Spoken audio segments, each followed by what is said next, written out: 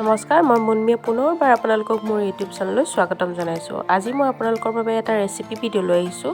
বলক এতিয়া পলম নকৰি ভিডিঅ'টো আৰম্ভ কৰোঁ।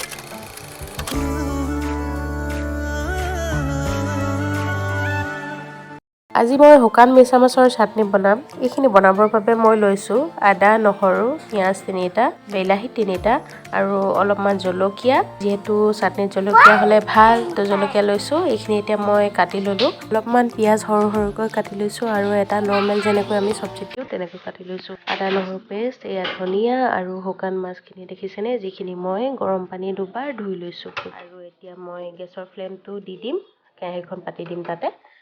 আপোনালোকে চাই গৈ থাকক ভিডিঅ'টো। শুকান মাছটো সকলোৱে বনায় আৰু মইনো কেনেকৈ বনাওঁ তাকে আপোনালোকক দেখুৱাওঁ বুলি ভাবিলোঁ। এয়া কেৰাহীখন গৰম হোৱাৰ লগে লগে তেল দি দিছোঁ, অলপ বেছিকৈ দি দিছোঁ তেল। আৰু যিহেতু পিঁয়াজ দিম ন, পিঁয়াজ দি বনামতো অলপ মিঠাতেলটো বেছি লাগে। এয়া তেলখিনি পকাৰ লগে লগে অলপ জিৰা, এটা ইলাইচি আৰু এটা লং আৰু দালচেনি এডোখৰ দি দিছোঁ। এতিয়া কাটি থৈ দিয়া পিঁয়াজখিনি দি দিছোঁ আৰু এতিয়া অলপমান আদা নহৰু দি দিছোঁ খুন্দি থৈ দিয়াৰ পৰা। এইখিনি এতিয়া অলপ ৰঙচুৱা হোৱালৈকে ভাজিম, তাৰপিছত আমি বিলাহীখিনি দি দিম। এয়া দি দিলোঁ আৰু লগতে কাটি থৈ দিয়া জলকীয়াখিনিও দি দিছোঁ।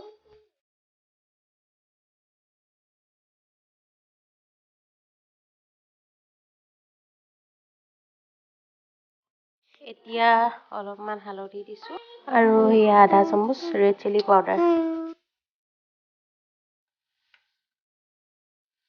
এয়া অলপমান লৰাই লৈ ঢাকনখন দি দিম। আৰু খুব ধুনীয়া লাগে এনেকৈ বনাই খালে।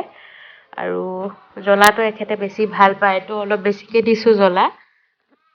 কমকৈও দিব পাৰে আপোনালোকে যদিহে খাব বিচাৰে এনেকৈ। এয়া বিলাহীখিনি অলপ সিজি অহাৰ পিছতে মই এই মিছা মাছখিনি দি দিম। এয়া দি দিলোঁ মিছা মাছখিনি। এতিয়া এইখিনি ভাজি থাকিম আৰু।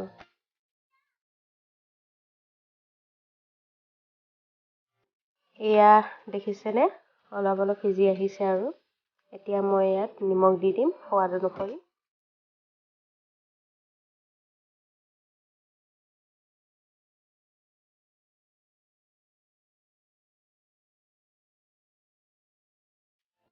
আৰু এতিয়া এয়া কাটি থৈ দিয়া পিঁয়াজখিনি এড কৰি দিছোঁ। আৰু মই ইমান মছলা ব্যৱহাৰ কৰা নাই দেখিছেনে, অকল ৰেড চিলি পাউডাৰ ব্যৱহাৰ কৰিছোঁ। আৰু প্ৰথমত অলপ জিৰা দুটামান, সেয়া দালচেনি, ইলাচি, সেইবোৰে আৰু এনেকৈয়ে বনাই খাই ভাল লাগে। মই এনেকৈয়ে খাওঁ বনাই।